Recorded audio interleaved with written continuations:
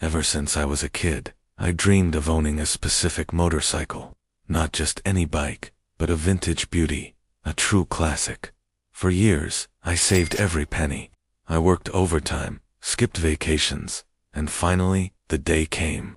I found her, in pristine condition, and brought her home. I parked my dream right in my designated spot, feeling a sense of pride I hadn't felt in a long time.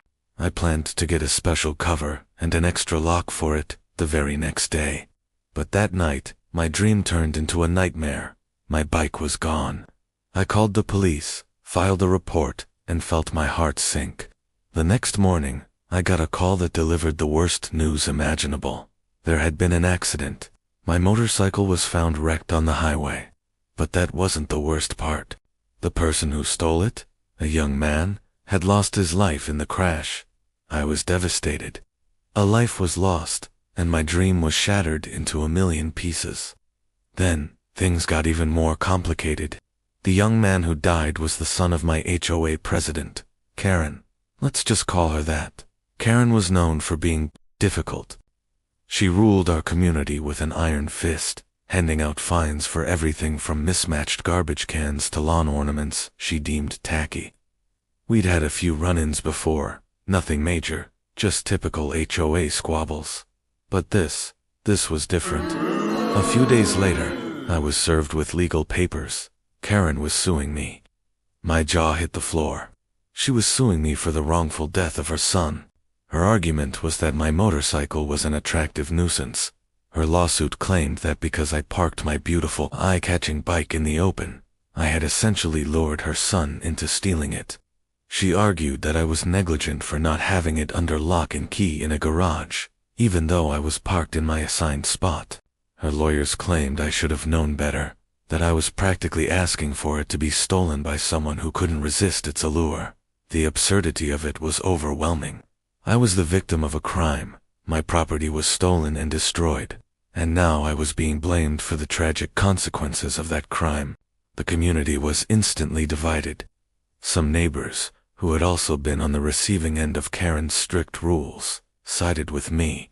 They saw the lawsuit for what it was, a grieving mother lashing out, unable to accept her son's responsibility. They brought me food, offered words of support, and even started a small fund to help with my legal fees. But others sided with Karen. They'd whisper in the hallways and give me dirty looks. To them, I was the irresponsible owner of a dangerous machine. They bought into her narrative that my motorcycle was a temptation that a young man couldn't be expected to resist. It was a bizarre twist of logic, but grief is a powerful and sometimes irrational force. I became a pariah in my own neighborhood. The legal battle was long and emotionally draining. I had to hire a lawyer, and the costs quickly mounted. We went through depositions, where Karen's lawyers grilled me. They asked why I didn't have a garage, why I chose such a flashy bike, why I didn't have more security on it the very first night. It felt like I was the one on trial for a crime I didn't commit. My lawyer was fantastic, though. He kept reminding me that the law was on our side. The concept of attractive nuisance typically applies to things like unfenced swimming pools that might attract small children, not to vehicles stolen by an adult. The case dragged on for months, casting a dark cloud over my life. The stress was immense. I wasn't just fighting a lawsuit. I was fighting the distorted perception of a grieving mother and a divided community. It was a lonely and difficult time. I missed my bike, but more than that, I mourned the loss of peace in my own home. Finally, the day of the summary judgment hearing arrived. The judge listened to both sides. Karen's lawyers passionately argued their case, painting a picture of her son as a victim of my negligence. My lawyer calmly and methodically presented the facts. He cited case after case, showing that vehicle owners are not liable when their stolen property is involved in an accident. The responsibility lies with the person who made the choice to steal it. After what felt like an eternity, the judge made his ruling. He dismissed the case. He stated clearly that while the loss of her son was an unimaginable tragedy, I was in no way legally responsible for the actions of an adult who chose to commit a felony.